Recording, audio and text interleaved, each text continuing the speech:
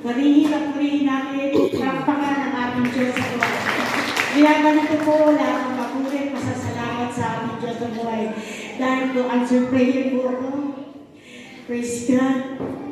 Parang hindi po ako makapaniwala bilang kasambahay at ang siman.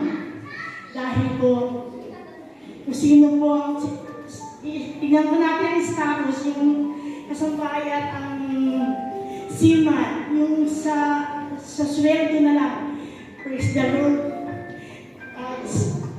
Nakuha ko po ang bahay at lote.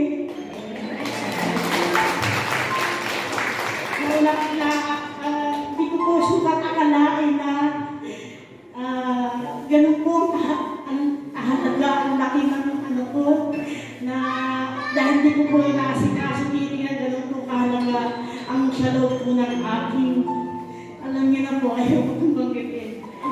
Kaya po, yun po ang ginawa ko po, yun, nakuha ko po, binabalik ko po, maraming salamat po sa iyo, Ama.